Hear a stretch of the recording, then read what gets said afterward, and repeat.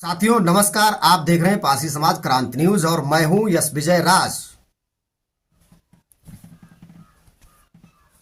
पारसी समाज पर वर्तमान समय में अत्याचार किया जाएगा, पारसी समाज मारा जाएगा, पारसी समाज की बहन बेटियों के साथ बलात्कार होगा लेकिन इंसाफ नहीं मिलेगा।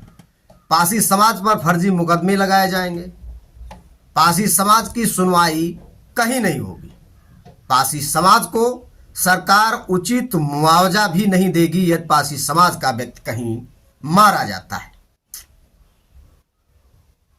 पारसी समाज किसी को मारेगा तो गंभीर मुकदमों में फंसाकर जेल में डाल दिया जाएगा, लेकिन यदि पारसी समाज को कोई मारेगा तो थाने में बैठाल कर उससे समझौता करवाया जाएगा। बातें कड़वी लग रही होंगी लेकिन सच्चाई साथियों यही है। चाहे उत्तर प्रदेश हो, चाहे बिहार हो, चाहे अन्य प्रदेश हो,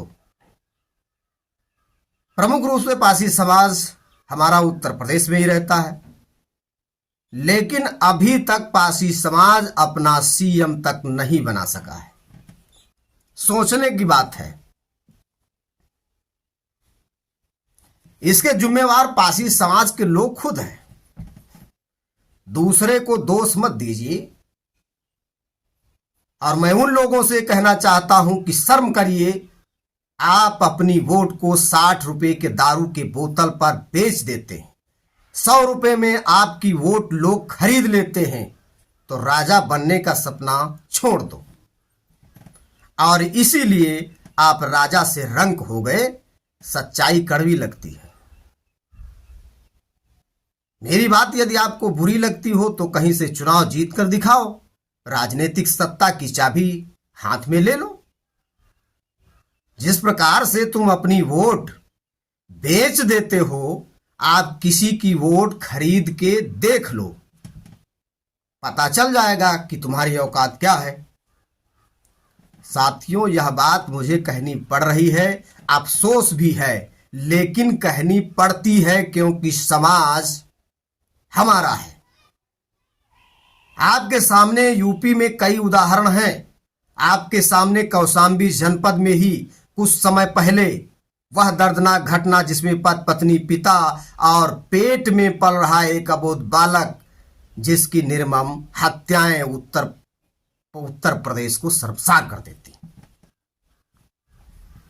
क्या उस परिवार को न्याय मिला? लोग जेल तो चले गए, कुछ दिनों बाद उनकी जमानत भी हो जाएगी। क्या वह लोग हमारे बीच वापस आ जाएंगी जो हमारे बीच से चले गए? सरकार ने महज वहां बुलडोजर के नाम पर खाना पूर्ति की है। क्या उस परिवार को सरकार उचित मुआवजा दिया है? नहीं दिया है। इसी जगह पर यदि कोई सवर्ण व्यक्ति मारा गया होता तो उसे करोड़ों रुपए मुआवजा मिल गया होता, लेकिन ऐसा हमारे समाज के लिए नहीं हुआ। फिर आप ऐसा क्यों नहीं सोचते कि अपनी सरकार बनाएं? क्यों नहीं सोचते कि अपनी वोट नहीं बेचेंगे? क्यों नहीं सोचते कि हमारी बेटियों की कोई इज्जत बचाने नहीं आएगा?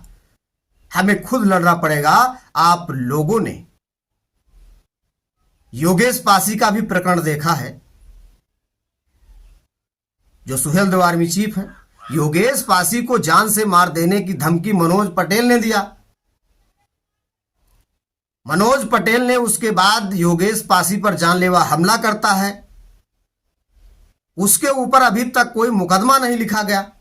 योगेश पासी ने आत्मरक्षा में, अपने बचाव में उस पर हाथ चला दिया, तो आपने देखा 8 धाराओं में, गंभीर धाराओं में मुकदमा पंजीकृत किया गया।